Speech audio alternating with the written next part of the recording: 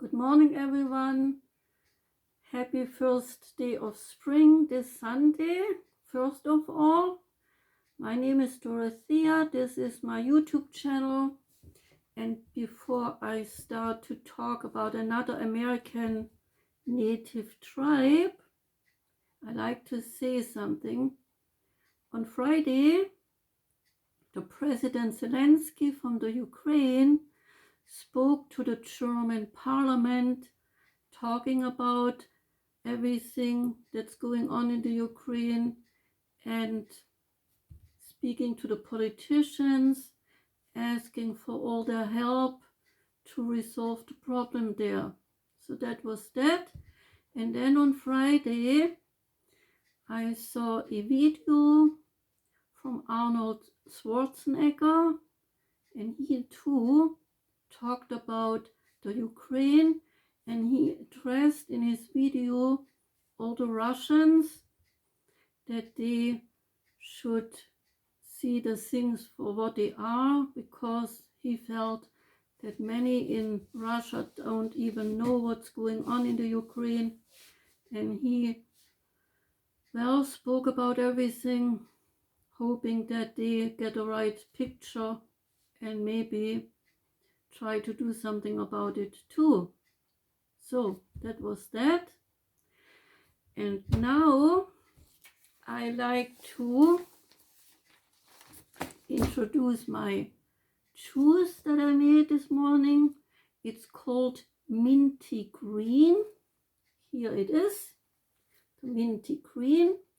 And it is 2 large cucumbers, 1 pear, and a lime, and some fresh mint. Okay, here it is. I take a sip later.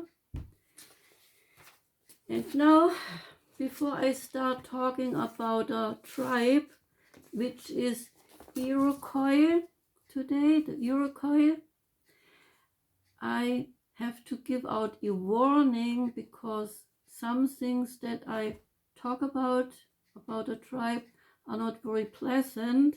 So in case somebody doesn't like to hear it, just turn off the video. It's coming on later, but I'm just saying that, okay? Because that tribe is not like the Hopi, a very peaceful tribe. They did some things, they might be a little bit upsetting, okay?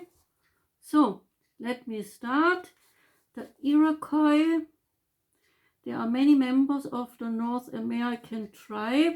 They speak a language of its large tribe family, like Cherokee, Seneca, Onondaga, Mohawk, Huron, and so forth. These people who spoke Iroquois languages occupied a continuous territory around the lakes Ontario, Huron, and Erie in present-day New York State and Pennsylvania, as well as southern Ontario and Quebec, Canada. The original 5 nations became later 6 nations, known as Iroquois Confederacy, or their self-name, who is Haudenosaunee Confederacy. Iroquois cosmogony is interesting because the world is seen as a world of twins, a good one and an evil one.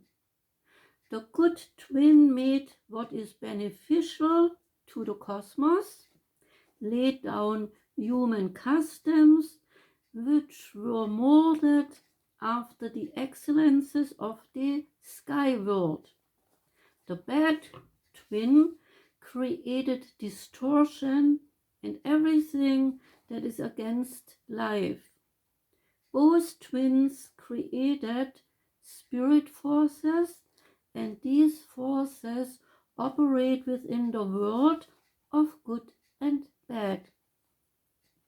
Here, the bad twin is seen as ice and cold. So the Iroquois religion needs to limit the effects of the bad twin to remove the forces of the good twin. Because the spirit forces can be experienced directly, great attention is given to visions and to dreams.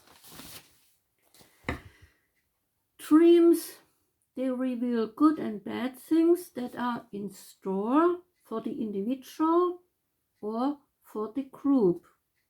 In this sense, as elsewhere in North and South America, shamanism is important. A shaman has that extra insight and dream capacities. He is able to interpret the individual's dream, and he can say if the spirits act as a friend and guardian or as a fiend.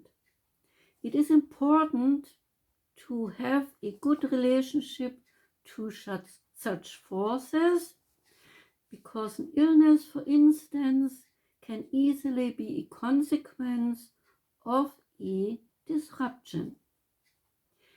Alienation within the body and spirit of an individual can lead to illness, so dreams can be a clue to the secret desires of one's soul, and these desires, by means of these dreams, they have to be fulfilled.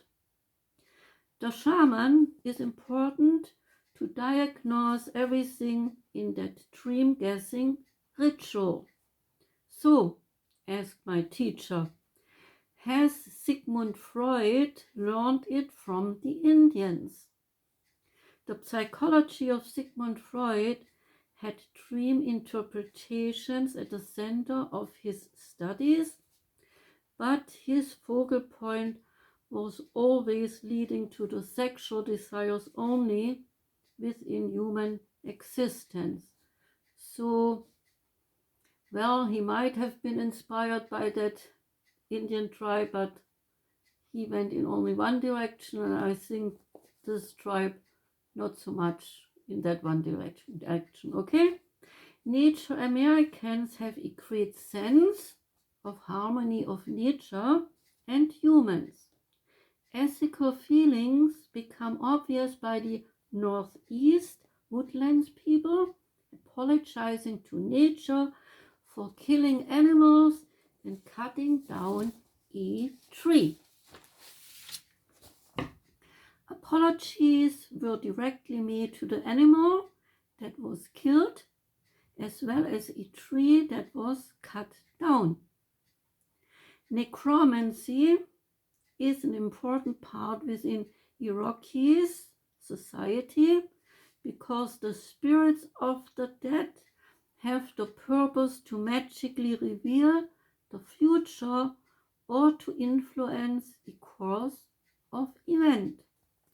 Honoring the dead by sharing food by means of a sacrificial ritual is part of that society.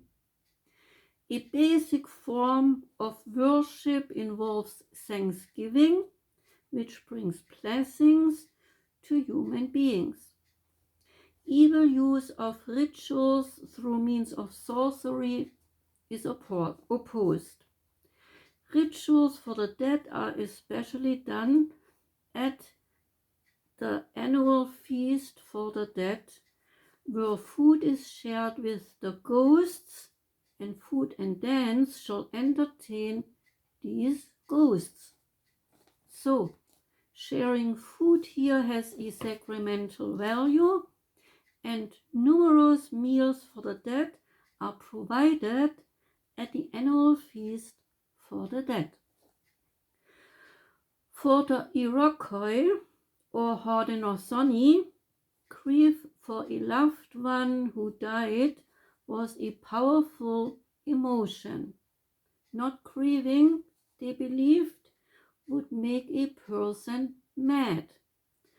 So a ritual called condolence ceremony was needed to provide consolation for family members and friends.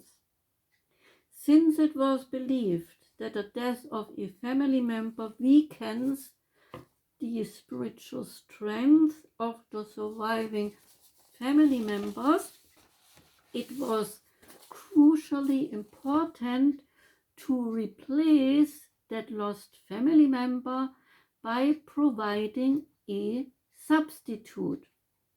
Such a substitute was often adopted into the family clan, but sometimes such a person also got tortured as an outlet of the grief that the loss of a person bestowed upon the tribe.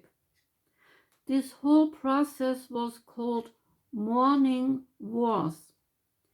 In so-called Mourning Wars, the Iroquois warriors would raid neighboring peoples in search of captives to replace those Haudenosaunee who had died. War was primarily undertaken for captives and not with the goal of expansion of territory or glory in battle. Here the goal of Mourning Wars was to replace a lost member, so the number of the members would not deplete. Killing enemies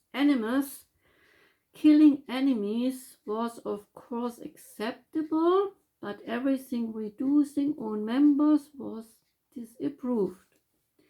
To take captives was more important than to take scalps. But some of the Iroquois ways were rather barbaric at times. In Iroquois society, the women admired warriors who they saw to be brave in war. Clan mothers would demand a mourning war to provide the consolation they needed and as a means for a renewed spiritual strength for a family who lost a member to death. So, either the warriors would go on such a mourning war or they would be marked by the clan mothers as cowards forever. Once marked a coward forever meant that these men couldn't be married. War always served for men, especially young men, to prove or to demonstrate strength and courage, or else no marriage and no sex. To live up to the clan mother's demands, the warriors would usually leave the clan and raid a neighboring people in search of a captive or captives. Such captives, they were either at one point adopted in Haudenosaunee families to become assimilated, or they were killed after bouts of ritualized torture. This ritualistic torture was needed by the Iroquois to express their rage at the death of a family member. Such rituals were rather brutal. So were all captives, regardless of sex or age, stripped naked and tied to poles, which stood in the middle of the community. After having sensitive parts of their bodies burned and some of their fingernails pulled out, the prisoners were allowed to rest and given food and water. Then the time came when captives had to dance naked before the community, when individuals of the clan decided if a person was to be adopted or to be killed. Women and children were more often adopted than old men, but before adoption, these people had to show their sincere effort to become a family member. Only then they were saved, otherwise they were executed. Those who were executed had to wear red and black facial paint, and, as strange as it might sound, they first were adopted, and the clan called them uncle or aunt or niece or nephew, depending on their age and sex, and they received food and water before they were executed after a day-long torture session of burning and removing body parts, which the prisoners was expected to bear with stoicism and nobility. After that, they were scalped alive. Hot sand was applied to the exposed skull, and, as research has it, they were finally killed by cutting out their hearts. There is said to be cannibalism involved as well, but in the early 18th century, this practice of ritual ended. By the late 18th century, European writers such as Philip Massey and James Adair were denying that the Haudenosaunee ever engaged in ritual torture and cannibalism, claiming they had not seen evidence of such practices. In 1711, a chief told the governor of New York, quote, "We are not like you Christians, for when you have prisoners, you send them home." Quote end. The Iroquois had another strategy. They didn't accept losses in battle, as this would defeat the whole purpose of their Mourning Wars, which was to add to their numbers, not decrease them. So the European notion of glorious death during battle was not a philosophy accepted by the Haudenosaunee. Death in battle was to be avoided by all means, because the Iroquois believed that the souls of those who died in battle had to spend time in eternity as an angry ghost. For this reason, should an Iroquois die in battle, his cards were bad, because he never was buried within his community grounds. That would have brought a spirit of an unhappy ghost into the community, and such a thing was not allowed. In later history, the French, British, and Americans considered the Iroquois cowards, but they too adopted similar guerrilla tactics in their own warfare. The Haudenosaunee preferred ambushes and surprise attacks. They never ever, or very seldom, attacked frontally, and they would retreat when they were outnumbered. There they waited for the right time, after they had first burned their villages and their crops. Eventually, the enemies didn't see a way to stay in such villages, and this is when the Iroquois awaited them with their bows and arrows.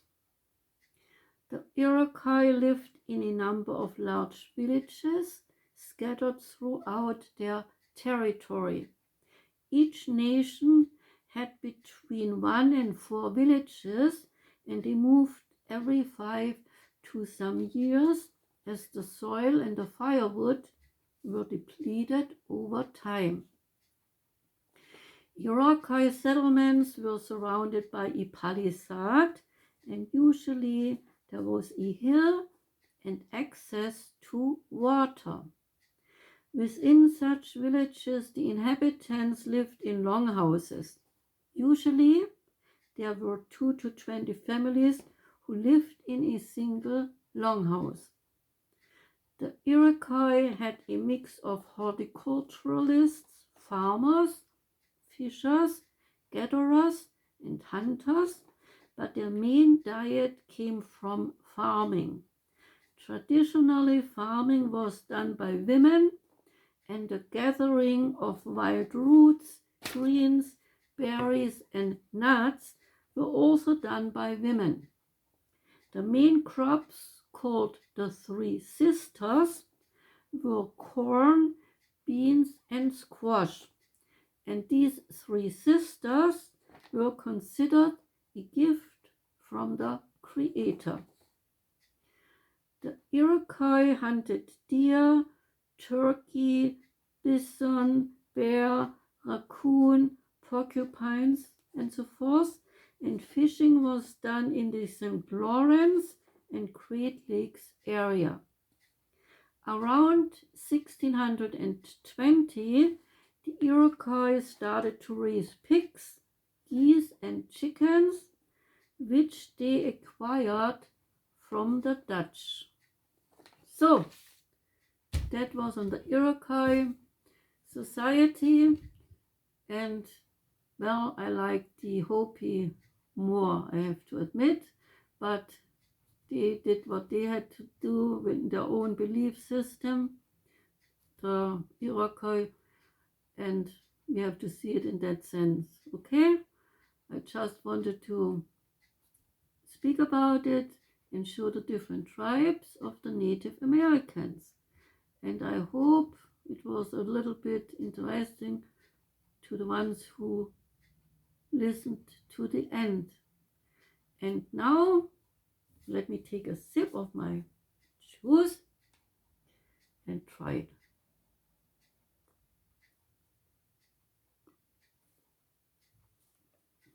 Very good.